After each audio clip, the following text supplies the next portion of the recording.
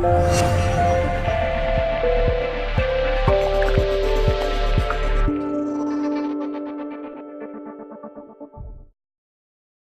Stuart Thompson, editor of Digital TV Europe. I'm here with Bruce Mann, who's Chief Programming Officer at Liberty Global.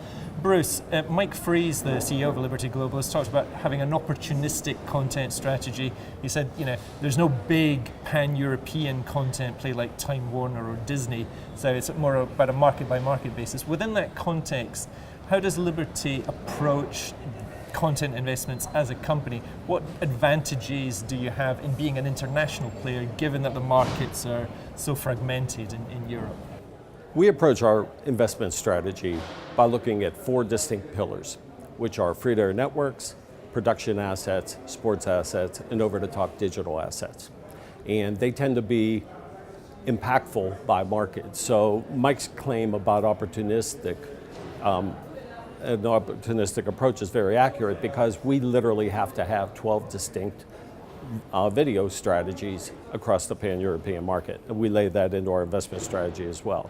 There may be a point at some time where we look for a scale opportunity, but we haven't found something yet on the content side that justifies and merits that investment.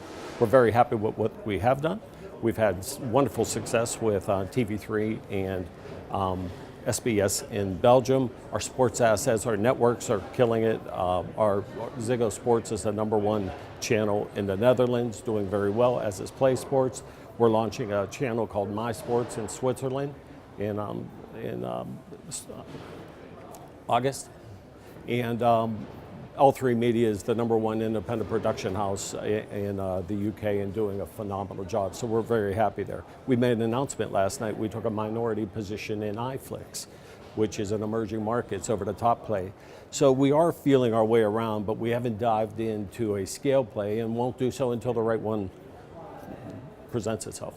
So looking at the content assets you acquire, what criteria do you use to decide whether an asset is worth investing in? And maybe take iFlix as a specific example. That's an interesting OTT provider that is based in Asia, but is expanding into other markets, including the Middle East and Latin America as well. Our assets range from pure economic to direct impact to the business, like the ones I mentioned earlier, to, for lack of a better term, look, listen, learn opportunities to get ourselves smarter and more prepared for where we go moving forward. I think it's indisputable that over-the-top services are going to become increasingly important to the ecosystem. This is a great opportunity for us to get into an investment and really see how they work and understand that. We have an emerging market business, if you will, down in Latin America, which could have relevance for this over time. So to us, it's an interesting one with some very talented people, and Mark Britt and his team are terrific. We want to see where it goes, but to us, it was an interesting opportunity.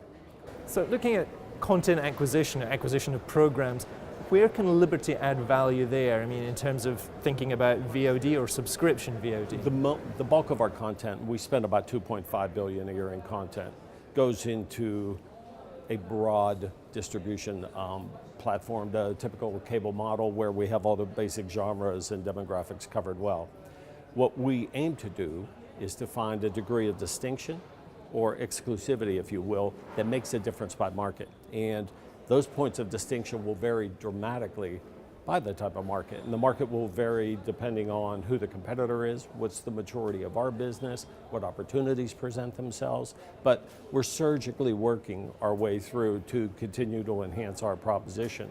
And the thing that we're focusing on now, as much as added content, is the acquisition of additional rights, because we have to fulfill the consumer's needs for the way they're getting content. So whether it's replay television, temporary download, all access to all devices, it's really key. So there's a tremendous focus from my team on getting maximum access to the rights. Finally, how far does it make sense for Liberty to invest in the premium tier of content and compete directly with premium pay TV operators? Sports is a great example.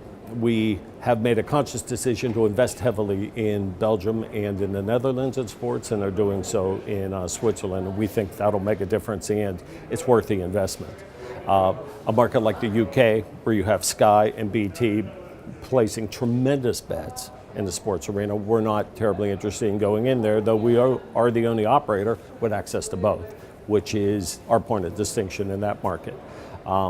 We are starting to invest in exclusive drama, and we'll continue to do so, and hopefully at an accelerated pace, because I think we need those things that we stand for and have our own IP and those owned by, created by properties. But it'll be moderated within the budget. We are not trying to out Sky. We are not trying to out Netflix. What we are trying to do is give our customers access to a broad range of the best brands, the meaningful content, but also give them things they can't get anywhere else, but at a throttle it to a point where it makes sense for us from a marketing standpoint and economically.